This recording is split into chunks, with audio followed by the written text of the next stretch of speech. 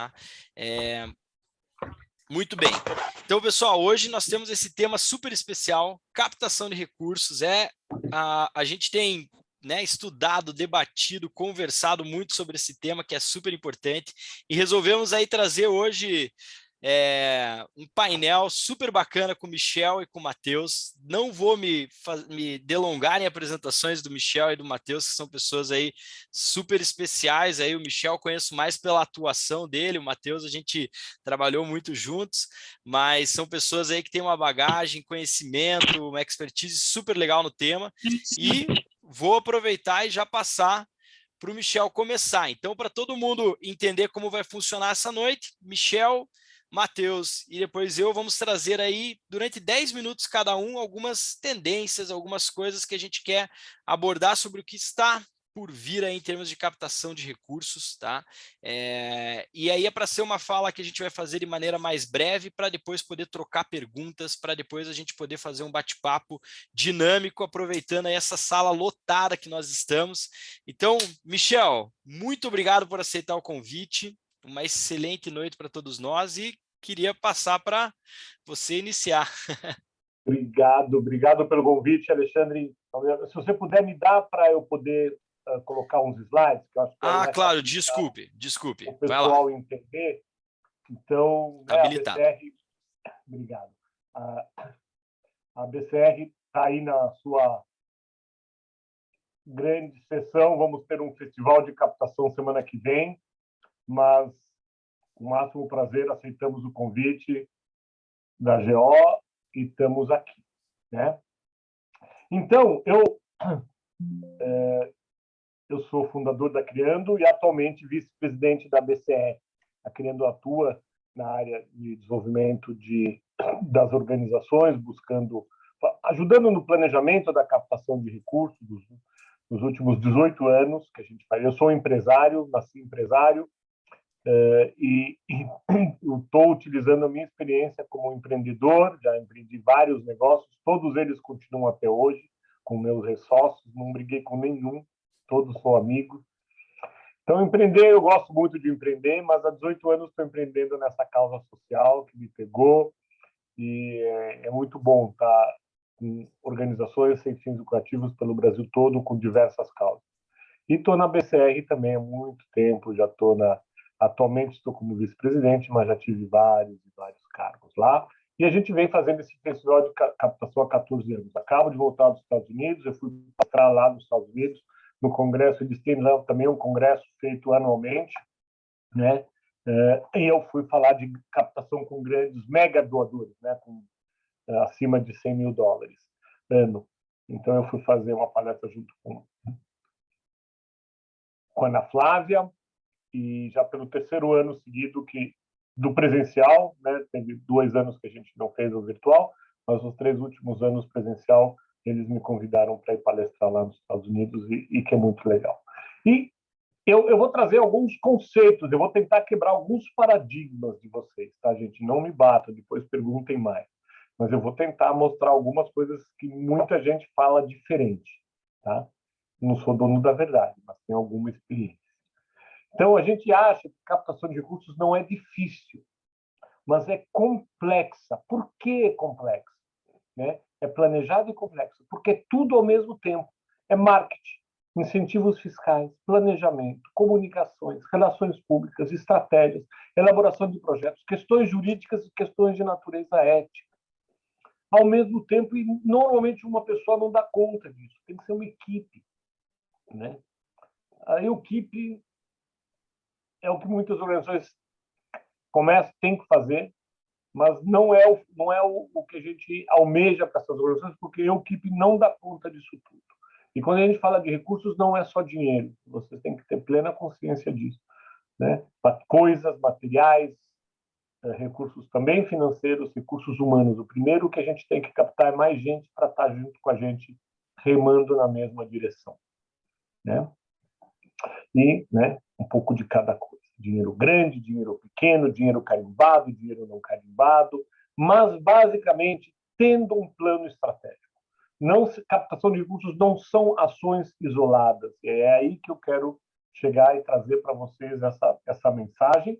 de que não são ações isoladas, tem que pensar, né? Tem que saber onde eu quero chegar, se eu estou no caminho certo. Então, ter as ferramentas corretas. É muito técnico. Tem que ter o GPS para saber se está no caminho certo e tem que ter o guia para saber onde eu quero chegar, né? Descrever muito claro quem somos nós e descrever muito claro aonde queremos chegar. Mesmo uma startup, mesmo, tem que ter metas, né? E como que a gente vai chegar lá, né? Basicamente, a gente fala que tem 4 grandes fontes de recursos, mas eu divido essas 4 grandes, que são as laranjinhas, né? Mas depois tem subfontes, né? Então, você tem as fontes institucionais, onde aqui temos as cooperações e agências nacionais e internacionais, associações de clubes de serviço, Rotary, Lions, etc., outras associações, outras ONGs, governos federal, estadual, municipal e internacional. Eu vi que tem bastante gente aqui de meio ambiente, tem muito recurso lá fora para questões de meio ambiente, tem que saber acessar essas fontes. Fundações de todos os tipos, iniciativa privada com as suas empresas, seus institutos, as pessoas e as organizações religiosas de todos os credos. Mas vocês falam, mas acontece que não dá para fazer planejamento por fonte. Eu vi alguns falando, eu capto PF, PJ, e aí que eu vou quebrar paradigma. A gente não faz planejamento por pessoa física e jurídica, né? Isso não é um bom caminho. Não é que a gente não faz, não é o melhor caminho. A gente separa por estratégia e não por fonte. É importante conhecer as fontes, mas tem várias formas de buscar recursos que não estão aqui, porque não são fontes. São estratégias, técnicas ou ferramentas. A escrita de projetos com incentivos, parcerias, fazer eventos, venda de produtos e serviços, marketing de causas. Tudo isso são ferramentas, estratégias e técnicas que a gente utiliza para acessar essas fontes de iniciativa privada, organizações religiosas, etc. Então, é usar o planejamento pela estratégias e não pela fonte. Por quê? Porque aí a gente consegue planejar. Quando a gente fala por projeto, né, aí eu divido as estratégias em 3 grandes estratégias, por projetos apoiadores de causa e geração de renda. Por quê? O projeto serve para diversas fontes. Por projeto, eu consigo incentivos fiscais, eu consigo fundações, eu consigo grandes empresas, né, que atuam por projeto. Já nos apoiadores de causa, eu consigo tanto pessoas físicas quanto jurídicas. Hoje, cada vez mais, e isso está aparecendo também nos Estados Unidos, a última pesquisa saiu semana passada do quanto se captou nos Estados Unidos ano passado, cada vez mais aumentando dinheiros livres, mesmo de fundações, que antigamente fundações só captavam por projeto, já tem 18% do dinheiro captado por fundações com recursos livres. A gente também acaba acontecendo isso no Brasil também. E o terceiro item de estratégia, macroestratégia de captação de recursos, que é a geração de renda própria, que eu gosto muito, porque é a minha dissertação de mestrado. Eu sei que vocês não conseguem enxergar isso, depois vocês vão ter acesso, mas só para vocês entenderem que tem 3 grandes estratégias principais, 16 estratégias secundárias, diversas técnicas, táticas e ferramentas para serem utilizadas na captação. E é por aqui que a gente faz planejamento.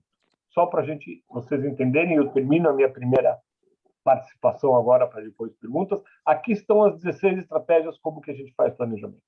Então, por projeto, sendo sem incentivo, com incentivo, financiamento coletivo e prêmios, tudo isso dinheiro carimbado, começo, meio e fim, não dá para fazer muita coisa. Já apoiadores de causas é dinheiro livre, grandes e médios doadores, doadores de pequenos valores, parcerias e catástrofe, e a geração de renda própria, onde temos venda de produtos, serviços, licenciamento, marketing de causas, eventos, captação de produtos, fundos patrimoniais e aluguéis. Eu dou muita consultoria de como escrever projeto, mas para mim isso é ultrapassado. Cada vez mais eu me dedico a captação de grandes e médios doadores, com recursos livres, e geração de renda, que também é recurso livre. Né? Para a gente querer diversificar, eu ouvi alguns falando aí de diversificação de recursos, diversificação de fontes e estratégias, para a gente ter essa diversidade, e aí a gente consegue desenhar como vamos chegar no lugar que a gente quer chegar. Então, cumpri meus 10 minutos e passo a bola para o Próximo. Muito bom, Michel. Excelente, que bacana. Nossa, super rápido. Trouxe aí uma visão de fontes, estratégia. Que, poxa, que show, que ótimo, muito bacana. Vou passar para o Matheus Garcia, então, para dar continuidade aí nesse nosso painel. Mas, Michel, obrigado mesmo, hein? Show de bola, tá compartilhando aí essa experiência conosco. Um grande aprendizado aí para todo mundo. Que bom. Matheus, prazer estar contigo aí. Tá com você.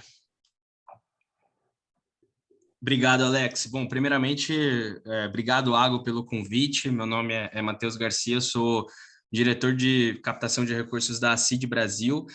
Basicamente, nós somos uma plataforma em soluções de impacto social, né? A CID ela existe para quebrar barreiras da exclusão socioeconômica no entorno da pessoa com deficiência. E eu queria aproveitar os meus 10 minutos hoje para falar sobre 2 tópicos que eu considero muito importantes em relação à questão da modernidade de captação de recursos, né? O primeiro deles é a atração de investimento direto de grandes empresas, né? Então, como é que a gente consegue fazer com que grandes empresas patrocinem e invistam de maneira direta em projetos das nossas organizações? Acho que a pergunta por trás dessa afirmação é basicamente como que a gente garante o nosso impacto em diferentes causas, porém, da mesma forma, como é que a gente agrega valor para a empresa? E aí eu queria fazer uma ênfase muito grande no agregar valor para a empresa. Eu acho que, tenho bastante convicção, na verdade, que uma das maneiras mais modernas de se captar recursos como as organizações hoje em dia conseguem agregar valor para as empresas ou até mesmo o primeiro setor, né? E eu queria trazer um case prático para vocês que eu vivenciei, assim. Eu tive a oportunidade de mentorar uma organização que trabalhava com a causa da educação, basicamente um trabalho em contraturno, né? Então, jovens, principalmente em situação de vulnerabilidade, que iam para as escolas de manhã, faziam uma atividade à tarde de reforço ou de algumas oficinas, né? Essa organização, ela captava por renúncia fiscal, pessoa física, doações pontuais, eventos, muito do que o Michel trouxe ali nas estratégias dele. Essa organização ela também tinha bem claro o objetivo dela, ela queria garantir educação de qualidade para alunos de escolas públicas numa determinada região. Ela tinha métricas também e ela, inclusive, sabia o custo mensal de cada um desses alunos, era mais ou menos ali R$8.000 por mês. No primeiro momento, essa organização ela tinha uma abordagem que, na minha opinião, ela não agregava valor para a empresa. O que ela fazia? Ela ia em contato com grandes empresas e ela pedia que as empresas apadrinhassem esse aluno. Então, ela fazia assim, ó, você pode pagar R$8.000 por mês e você apadrinha esse aluno. Tinha algumas contrapartidas, mas essa era o modelo. A gente refletiu muito com a organização e ela mapeou dentro dela mesma algumas oportunidades de agregar mais valor para a empresa. Então, por exemplo, ela descobriu que os voluntários das empresas poderiam participar dessas oficinas. Então, ela fez um processo de convidar pessoas das empresas para mostrar para esses jovens sobre o mercado de trabalho, falar sobre matemática, português, e ela criou, então, um programa de voluntariado, né? O que ela estava fazendo? Ela estava criando uma proposta de valor. Isso foi atrativo para a empresa, porque todo mundo sabe o voluntariado ele é muito importante nos tempos atuais, né? Então, ela criou uma demanda, ela criou uma proposta de valor. Ela também criou um segundo projeto do qual ela prestava consultoria para jovens aprendizes de algumas empresas. Ela percebeu que dentro dos seus beneficiários tinham alguns jovens aprendizes e ela tinha muito conhecimento em lidar com esses jovens aprendizes. Então, o que ela fez? Ela começou a vender as horas das principais pessoas ali da organização para aconselhar algumas determinadas empresas sobre o acompanhamento e andamento de jovens aprendizes. Da mesma forma, ela criou uma proposta de valor, principalmente ali para o RH, tá? E ela criou uma terceira solução, e ela entendeu internamente que muitas das mães dessas crianças tinham ideias empreendedoras, mas não estavam no trabalho formal, né? E o que ela fez? Ela criou uma oficina de empreendedorismo com essas mulheres focadas em alimentação e apresentou esses projetos para empresas de alimentação da região. Essas empresas gostaram do projeto e a contrapartida por trás foi que as empresas investissem nesse projeto e ao mesmo tempo ali elas conseguissem fazer a divulgação de todo esse empreendedorismo e convidar as mulheres também para a linha de produção, que é basicamente marketing relacionado à causa, né? Então, assim, foi muito interessante esse convívio com essa organização, porque no momento que ela fazia, ela ia nas grandes empresas e pedia o apadrinhamento desses alunos, a conversão era mais ou menos 5%. Depois que ela mapeou internamente como que ela poderia gerar o impacto dela, mas agregar valor para a empresa, essa conversão ela mudou para 25%. Então, o primeiro recado que eu queria, a primeira dica que eu queria dar é que vocês avaliem internamente quais insumos a gente possui para conseguir cada vez mais agregar valor, principalmente para grandes empresas. Esse é um ponto que eu acho que vale a reflexão, assim.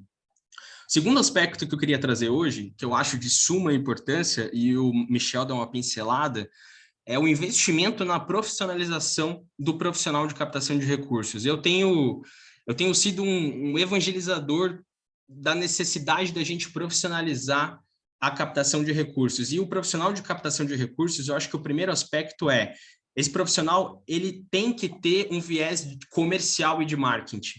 Então, ele tem que ter esse conhecimento para que ele consiga ou ela consiga captar recursos, né?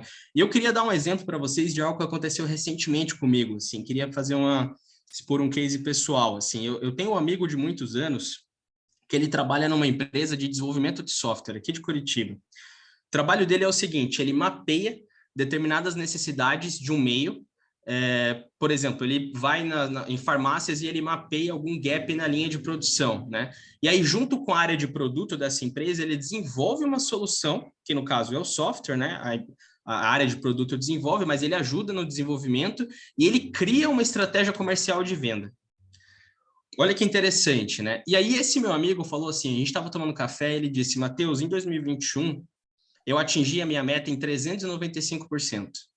E eu fiquei pensando, a gente precisa definitivamente começar a atrair esse tipo de talento para o terceiro setor.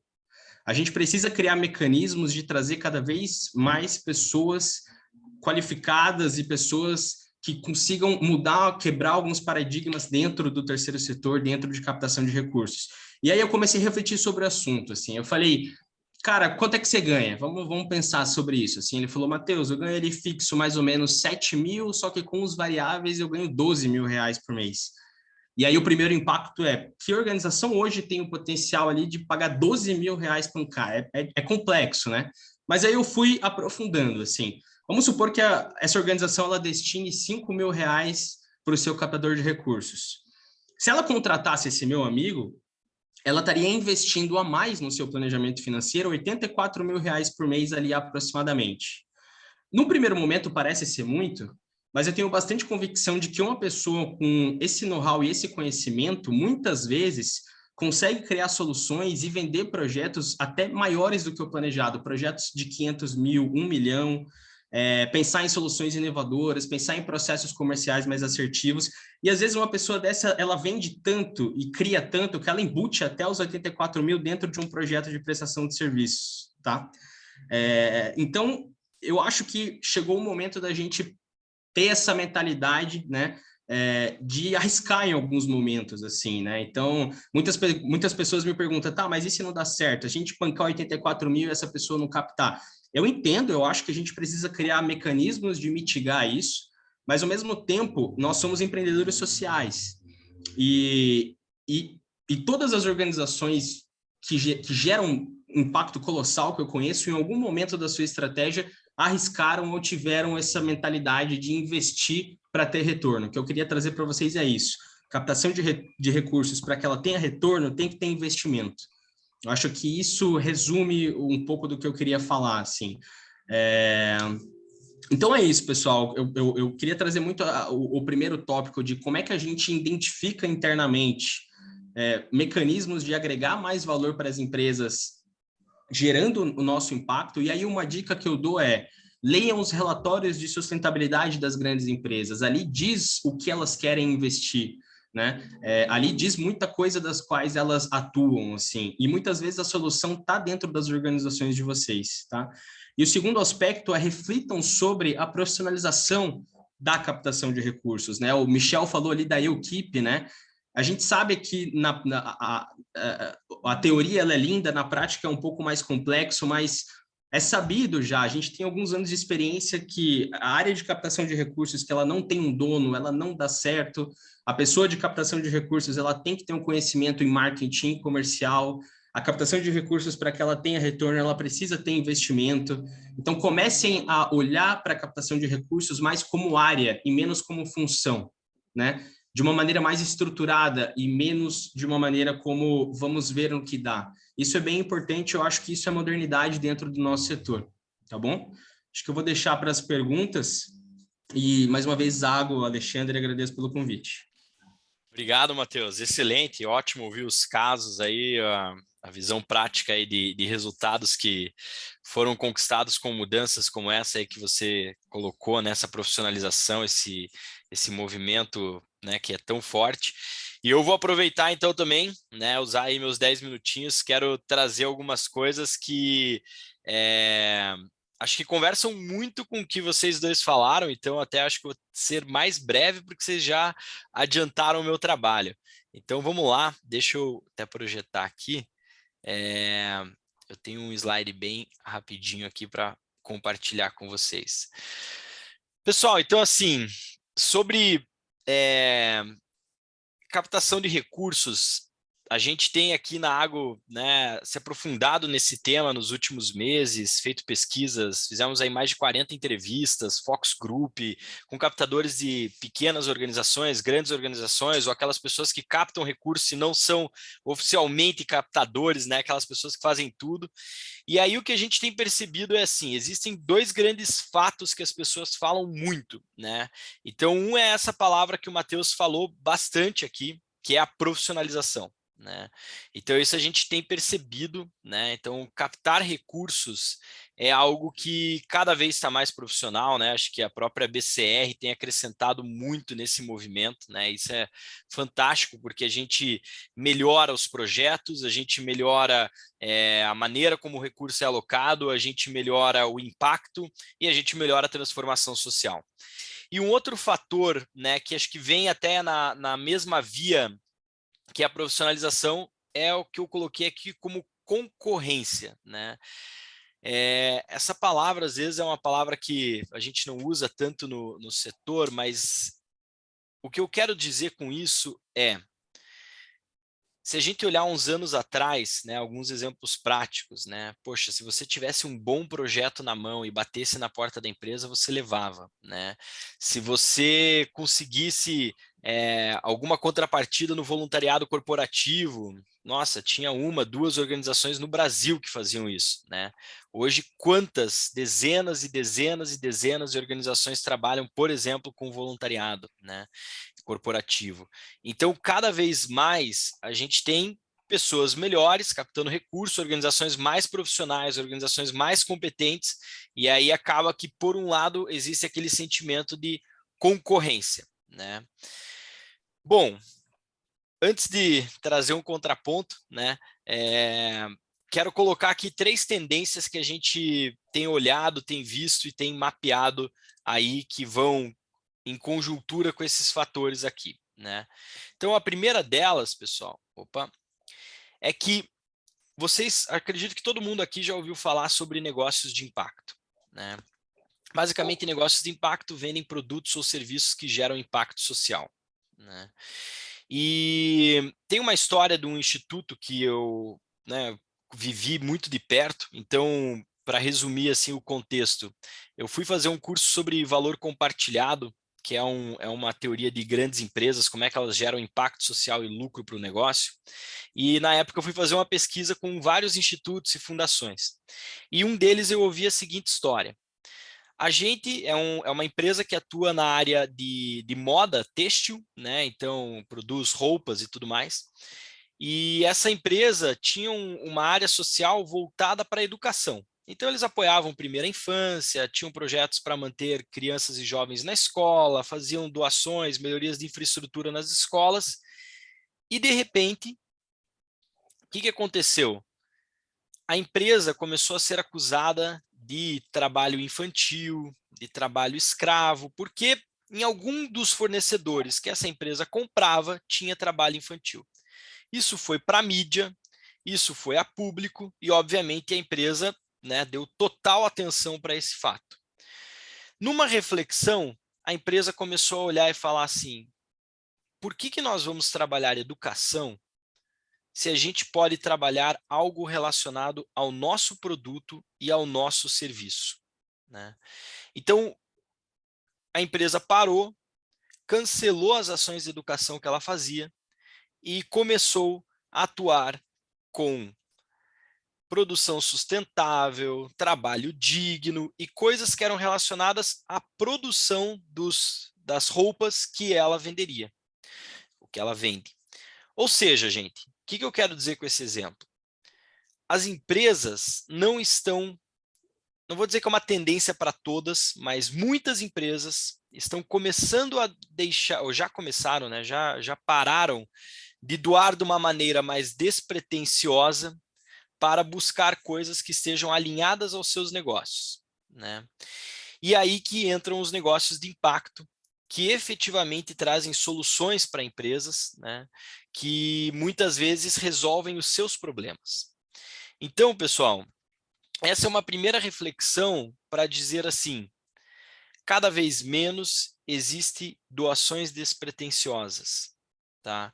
A gente tem que aprender a agregar valor a quem está doando.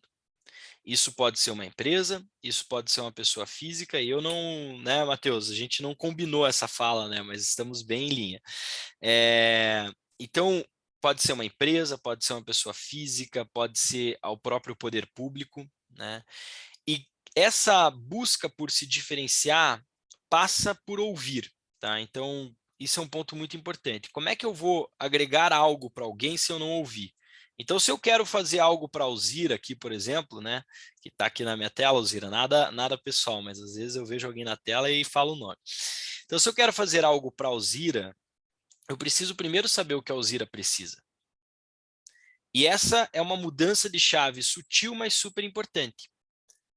Antes de eu chegar e falar, Alzira, tá aqui meu projeto, veja o meu projeto, você precisa me apoiar, eu preciso de dinheiro e tal. Alzira, quem é você e o que você precisa? E a partir dessa resposta, a gente começar a construir coisas que sejam boas para todos. Porque há uma diminuição dos recursos que são, vamos dizer, despretensiosos, assim, né? Especialmente na iniciativa privada, mas isso também acontece com pessoas físicas e também com as estratégias de governo. Então, cada vez mais em leis de incentivo, a gente vê que o governo começa a, por exemplo, direcionar e falar, não, eu quero atuar nessa linha específica, ou é nessa, ou nem tente o meu projeto, né? E um terceiro ponto, né, pessoal? Não sei se todos conhecem aqui a sigla ESG, né, que tem sido muito falada por aí, né? Então, se alguém não conhece, por favor, dê um Google, mas basicamente ela vai falar sobre vou até contextualizar rapidamente, né? Mas ela diz como as empresas têm trabalhado 3 aspectos: área de governança, ambiental e social. E a primeira vez, gente, o ESG, ele é muita coisa do que já existe, não tem grandes novidades. Mas a novidade da história é que é a primeira vez que o mercado financeiro fala essa língua, do social e do ambiental. Então, antes, isso não era debatido dentro do mercado de investimento, dentro dos bancos, dentro dos fundos de investimento. E a hora que o mercado financeiro fala isso, as empresas dão toda a atenção do mundo. Então, gente, é preciso falar a linguagem ESG, porque hoje o ESG já deriva para empresas, já deriva para grandes, pequenas, médias, existe até a ideia do ESG de pessoa física, várias coisas no gênero, e o ESG tem um derivativo muito forte que é marketing, né? Então, cada vez mais existe, falando de empresas, uma tendência de marketing ligado aos programas sociais, aos projetos sociais, tá? E ambientais também. Tá? Então, não quero me alongar aqui, mas essas são as 3 tendências aqui que a gente queria trazer, né, que eu gostaria de trazer. E por fim, para voltar aqui no início, como que a gente vence esses pontos, né?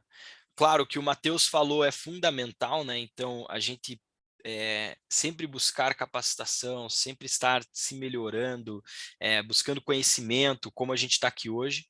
E um segundo fator é inovação, pessoal. Nós precisamos olhar para o cenário vigente e inovar. O que há 5 anos atrás era algo totalmente novo, hoje está todo mundo fazendo. E eu vi isso com os meus próprios olhos aí esses últimos anos, de que coisas que a gente estava inventando 5 anos atrás, falando, nossa, que maravilha, hoje todo mundo faz. Então a inovação precisa ser constante e para isso profissionalização, né, busca por conhecimento e avaliar as tendências é fundamental. Muito bem, pessoal. Terminei a minha parte aqui, acho que consegui dentro do tempo. E gostaria agora de chamar o Vini aí, que vai estar mediando o nosso painel, né? Então, primeiramente, quem tiver perguntas, como que a gente faz para organizar? Existe um botãozinho lá embaixo no Zoom chamado reações ou reactions, para quem tiver no de inglês aí. E aí tem uma opção ali que é levantar a mão ou raise hand, né? Então, as perguntas a gente vai organizando pelas vindas de mãos aí, né? Mas eu já quero aproveitar aí, Vini, estamos na ativa? Estamos. Eu tava postando um negócio aqui, você me pegou Ótimo. de surpresa. Excelente. Vamos lá, gente. Vamos lá. Se vocês tiverem perguntas específicas, né? Então especifiquem, né? Eu quero perguntar para o Matheus especificamente, para o Michel, para o Alexandre, ou se vocês tiverem uma pergunta geral, aí eles brigam para ver quem que responde, tá? Então vamos começar com o Fábio, que foi rápido aí, já levantou a mão. Fica à vontade, Fábio. Bom, eu me apresentei lá para o Michel, né, e falei um pouquinho lá, eu estou iniciando. Bom, prazer aí conhecer vocês, só a apresentação de vocês aí já foi uma aula, né, para mim. Então, eu estou aprendendo ainda tudo isso, eu estou mensurando isso devagarzinho, né, à medida que eu vou aprendendo, eu vou tentando já aplicar. E minha pergunta vai nesse sentido, para quem está começando, né, para quem ainda está... né, não tem ainda o conhecimento específico, não tem ainda uma formação específica como eu, né, especificamente. Estou aprendendo agora. Por onde começar? Eu sou bem direto. Por onde começar? Né, eu tenho aí, hoje eu sou cofundador, né, presidente de uma associação bem pequenininha, né, tenho 35 crianças aí na área de alfabetização também, né, quando o Matheus estava falando aí da organização, eu estava vendo, caramba, parecido, semelhante aí, né, a ideia. E aí, assim, estou começando, eu quero saber por onde começar. Me ajudem.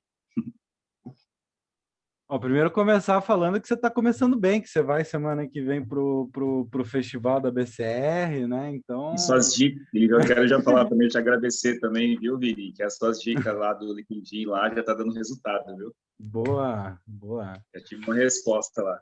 Maravilha. E aí, gente? E aí, quem que responde? Deixa eu tentar te ajudar. Eu acho que você tem 2 caminhos, e não são excludentes, eles podem ser somados.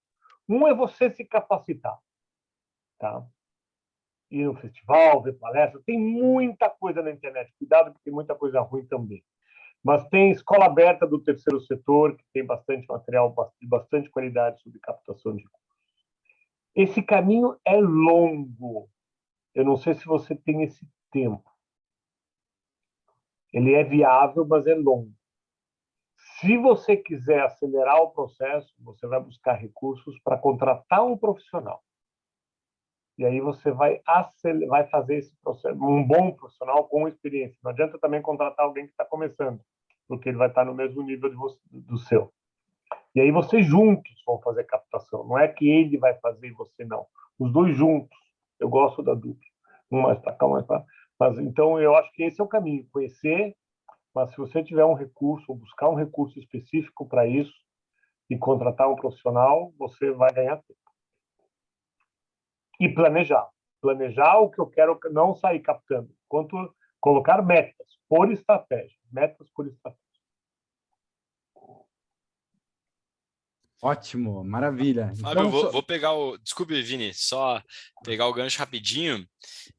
Fábio, acho que uma coisa importante também é avalie quanto tempo você tem, né? Como o Michel colocou assim, tá? Então, se você precisa de dinheiro imediato, por exemplo, nós precisamos de dinheiro agora, você comece utilizando fontes e tendo um planejamento que vão te dar recurso no curto prazo, nem que seja só para você ficar com a água assim, tipo, sabe? Então, nem que seja só para isso, mas aí pode ser o quê? Um evento, pode ser um bazar, pode ser coisas muito Crowdfunding. né?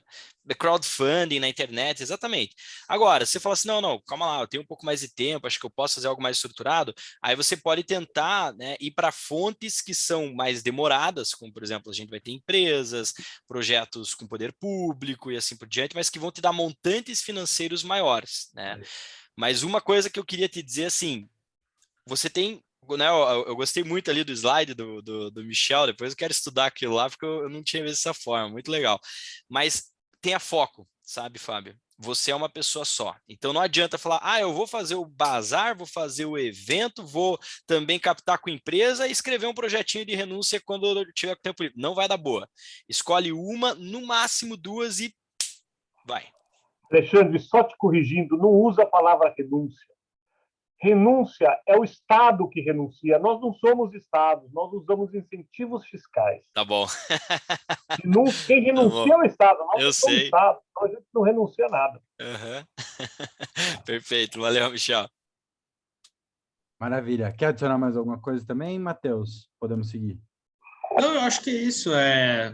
Complementando rapidamente, assim, além do que o Michel e o Alexandre falou, eu acho que um outro ponto importante também, sendo bem objetivo, é algo que o Alexandre me ouviu falar isso muitos anos, enquanto a gente trabalhou junto, assim, que eu tenho um mantra que, na minha opinião, captar recursos é trocar impacto por recursos. Eu acho que é isso que é captar recursos no final das contas. Então, a dica que eu te daria é entender de maneira muito clara e profunda qual é o seu impacto, o impacto que a tua organização, seja ela de 1 mês ou 2 meses ou de 10 anos, qual impacto ela gera. Porque eu acho que a partir daí, o entendimento do impacto da tua organização, na minha opinião, é a partir daí que você vai criar as estratégias, vai definir o foco, vai conseguir segmentar os teus clientes, enfim. Então, a minha dica é que você tenha e busque muita clareza no impacto que você quer gerar como organização.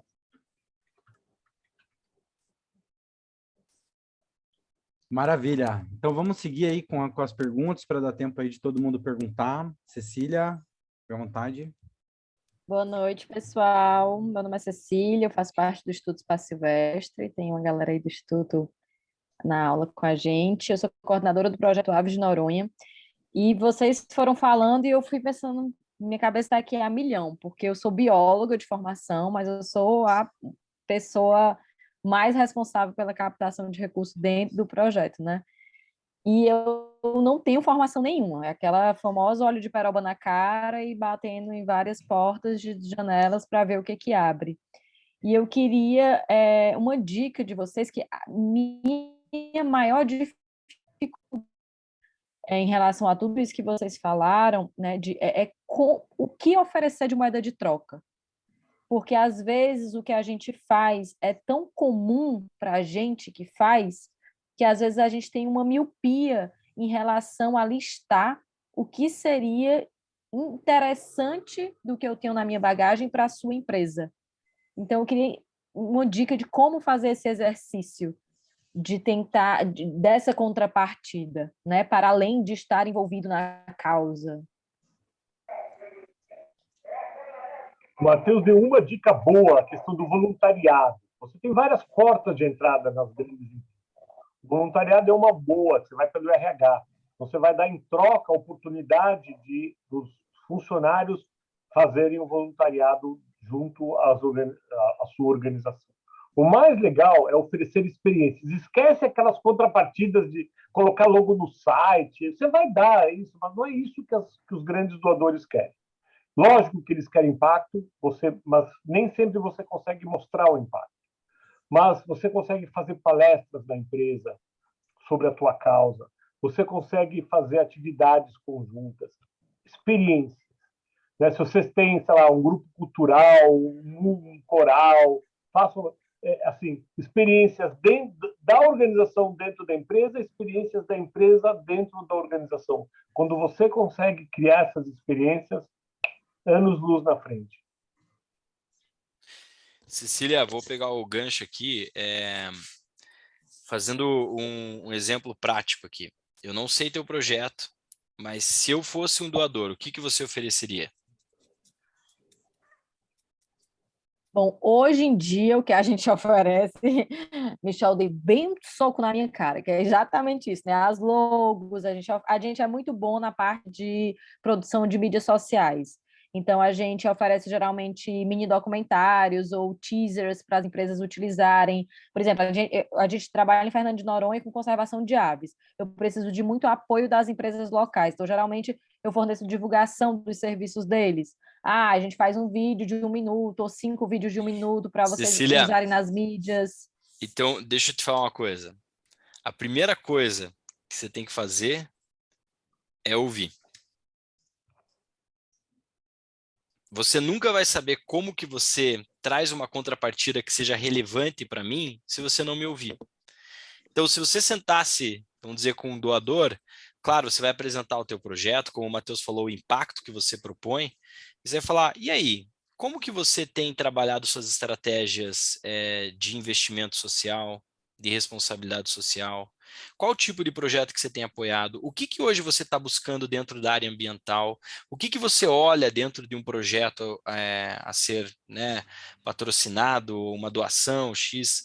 Porque às vezes isso, Cecília, de um teaser é maravilhoso para uma empresa tal. Às vezes para outra ela não está nem aí com isso. O que ela gostaria era que você fosse fazer uma fala para os funcionários, ou um voluntariado, ou qualquer outra coisa, né? Então é muito difícil de você querer adivinhar, né? Então para você saber o que oferecer, ouça.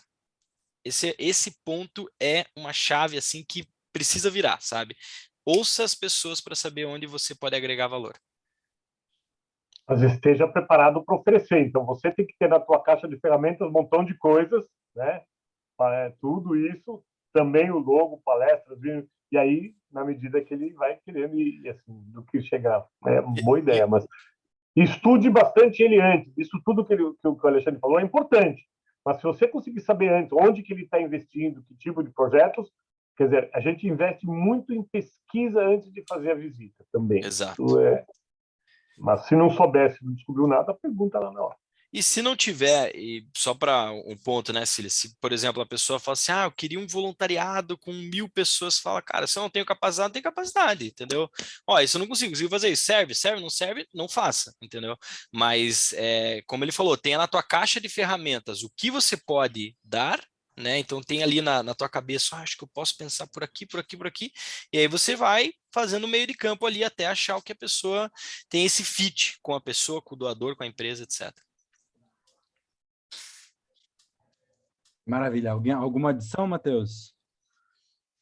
Eu acho que o ponto que o Alexandre trouxe de ouvir, ele é perfeito, é uma mentalidade que a gente tem que começar a implementar, e só trazendo um ponto a mais, nessa de ouvir, Cecília, é importante você ficar atenta a intersecções, assim, porque às vezes você vai ouvir e vai entender que a empresa, às vezes ela quer empreendedorismo com a população local de Fernando de Noronha, ou ela quer muitas vezes que você trabalhe com educação focada em meio ambiente, ou XYZ, então é importante ouvir e estar atento às intersecções. E aí uma outra dica, mas aqui é bem pessoal mesmo, não sei se eu estou falando alguma besteira, eu acho importante também entender que no ouvir, você não precisa ter todas as soluções prontas para começar um projeto, assim.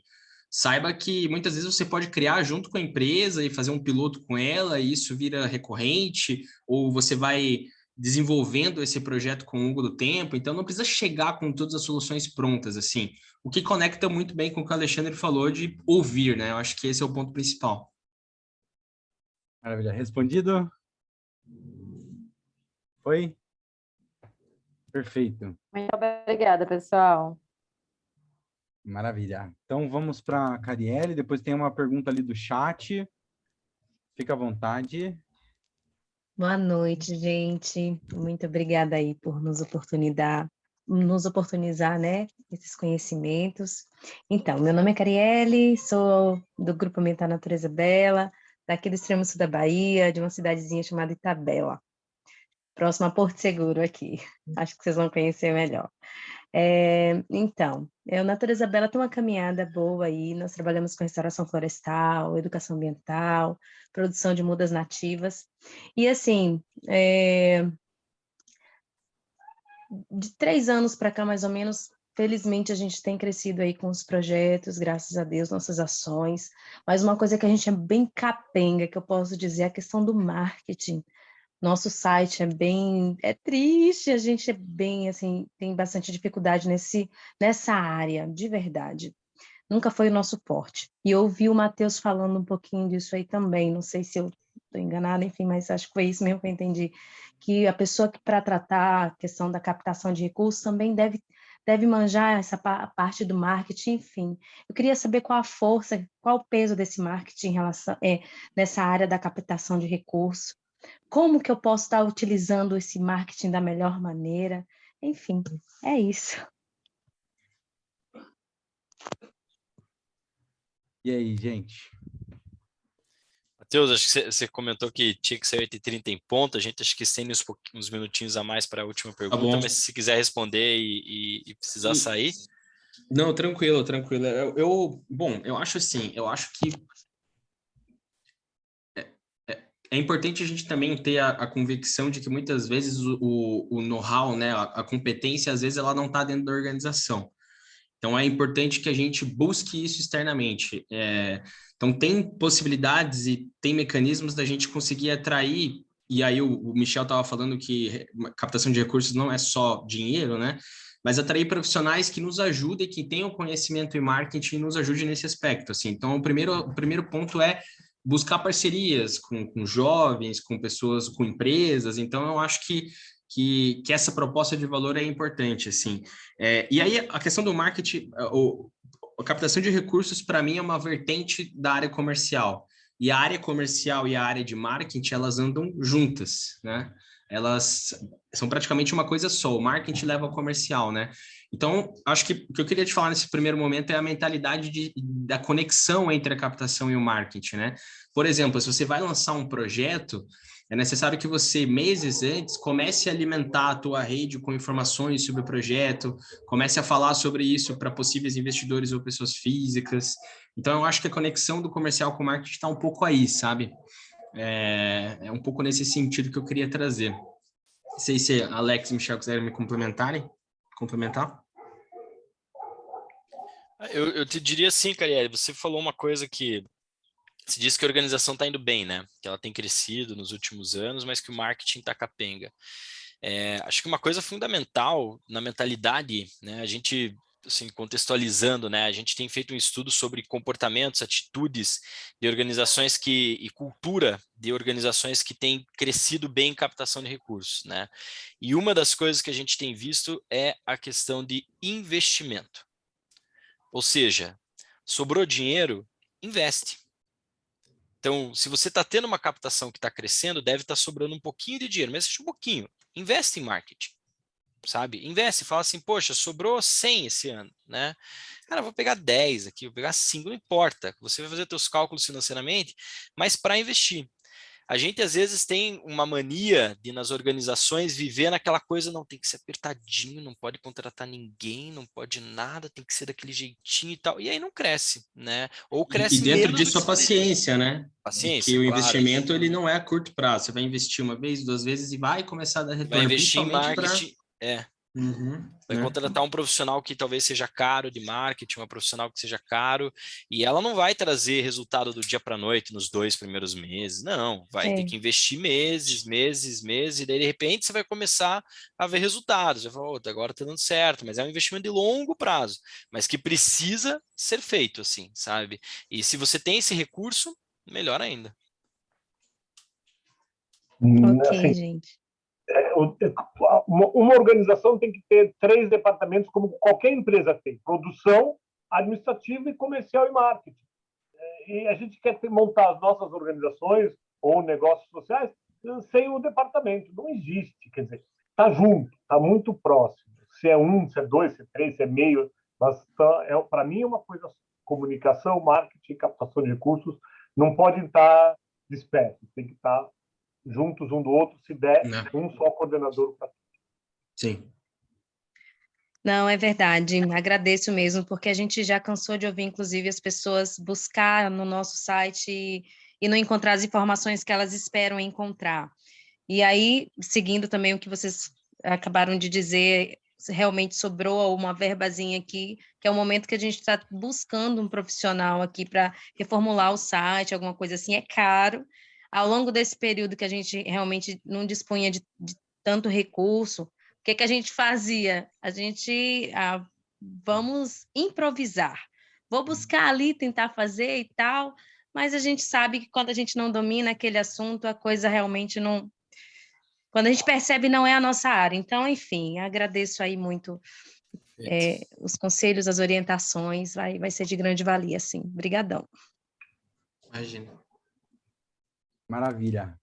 Então, como estamos, temos mais duas perguntinhas ali no chat. Como que está o tempo de vocês aí, Matheus? Precisa... Eu consigo mais uma perguntinha. Tá legal demais. Vamos fechar com mais uma, então. Vamos lá. Pergunta da Vanessa Canaã, do Espaço Silvestre. A pergunta é: quais as dicas e sugestões que dão para quem precisa aprender mais sobre como calcular o valor de impacto institucional para buscar captação junto a empresas focando no ESG? Se você quiser explicar a pergunta, a Vanessa, ou a Bruna também, que atua junto aí, que você deve saber mais ou menos qual que era o fio da pergunta. Claro, eu posso tentar explicar, acho que fica mais fácil do que escrever. Bom, nós estamos passando por uma reestruturação institucional, porque ao longo desses anos de existência nós já tentamos captar recursos de diversas formas, né? E hoje nós chegamos num ponto que temos 7 linhas de captação de recursos, mas poucas pessoas, acúmulo de funções, e no final a gente não faz nada direito. Então a gente está passando por esse momento de pensar em quais métodos de captação a gente quer realmente fazer, que a gente é bom e que a gente vai focar. E essa questão do ESG, né, de captar junto a pessoas jurídicas, empresa, é algo recorrente. Tudo que a gente está fazendo de capacitação, né, a gente continua ouvindo sobre isso, mas a gente não sabe nem direito por onde começar, né? Dentro da nossa instituição não tem essa expertise de fazer esse cálculo, ou a gente talvez nem saiba o que é esse cálculo, o que a gente precisa ter de informações para, por exemplo, chegar numa empresa e falar sobre ESG, né? Como captar usando esse movimento, né, de que as empresas estão buscando organizações que trabalham, né, com área social e ambiental, principalmente, para investir nisso. Então, não sei se eu esclareci muito a pergunta, mas talvez isso só reflita o quão perdida eu estou nesse mundo e o quanto a gente precisa de ajuda. Acho que já dava para entender. Infelizmente, nenhuma organização tem pessoal próprio para fazer isso. Eu não conheço equipes próprias de organizações que sabem fazer isso. Isso é um serviço que você vai ter que contratar no mercado, e não é barato. Temos poucas empresas que eu conheço. Essas empresas estão com o tempo lotado, as grandes fundações estão contratando essas empresas para medir impacto, porque elas precisam, né, provar para os seus investidores que o dinheiro está sendo bem investido, e as pequenas organizações ficam a Deus dará, né? Você tem que começar com teoria de mudança, dá para começar sozinho com teoria de mudança, mas medir o impacto é algo mais técnico. Estou falando de projetos de acima de 70 a 150 mil reais, tá?